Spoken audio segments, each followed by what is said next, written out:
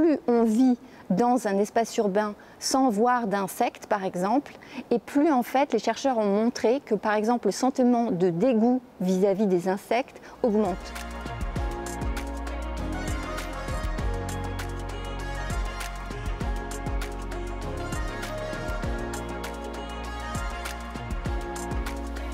En fait, l'émotion, elle va naître dans notre corps. Il va y avoir une réaction physique. On va avoir un certain comportement, une certaine posture.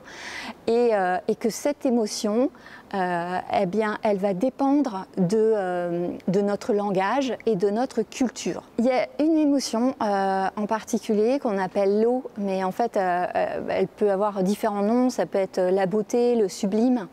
Et en fait, dans 32% des cas, l'eau est inspirée par la nature. Et en étudiant cette émotion, les chercheurs ont démontré qu'elle facilite les relations humaines par plus de générosité, par exemple. Et le philosophe Marcel Conche a écrit qu'elle unit les humains alors que les idées les séparent.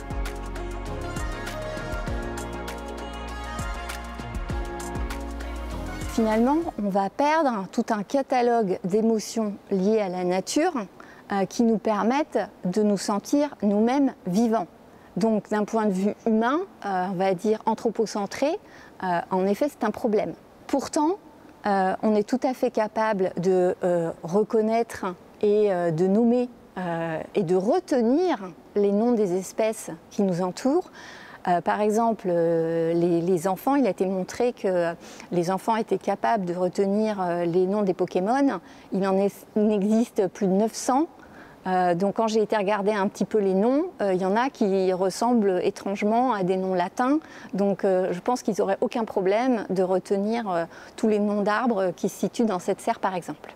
Cette perte des émotions en lien avec le vivant dans les milieux urbains est liée à une amnésie générationnelle. C'est-à-dire que plus les personnes ont commencé à vivre dans les villes où il n'y a plus d'espèces animales et végétales sauvages, plus ils se sont séparés du vivant, incapables de les nommer, et donc c'est sorti en fait de leur imaginaire, de leur connaissance, et quand ils écrivent ou quand on réalise des émissions télévisées ou lorsqu'on écrit des chansons, on va perdre en fait tout ce capital.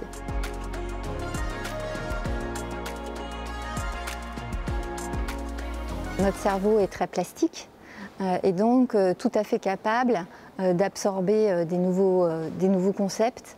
Et en fait, à nous aussi de construire nos émotions avec le vivant. Ce que proposent les chercheurs, c'est de faire pendant 15 jours au moins, de se forcer à aller dans les espaces verts. Souvent, on sous-estime en fait le passé de marcher dans un espace vert. Vous devez aller d'un point A à un point B. Généralement, on va au plus court, alors qu'en fait, on pourrait très bien passer par le square d'à côté. Et il est montré que même passer dans un square permet de se sentir beaucoup plus zen. Parce qu'il a été démontré qu'une diversité de feuillage et d'espèces d'oiseaux qui chantent, ça agit sur nous de façon involontaire. Il vaut mieux y aller seul, c'est-à-dire que c'est un temps pour soi, c'est un cadeau qu'on se fait, et l'idée c'est d'être avec soi-même dans ces milieux verts et commencer à observer, essayer de chercher la beauté qu'il y a autour de nous. Si c'est possible, prendre une photo lorsque on ressent une émotion en lien avec le vivant, pour ensuite, chez soi, écrire sur un papier ce que l'on a ressenti.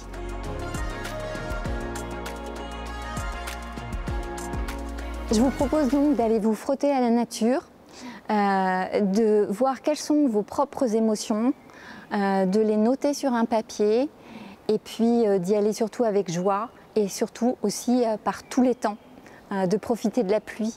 C'est des moments privilégiés aussi.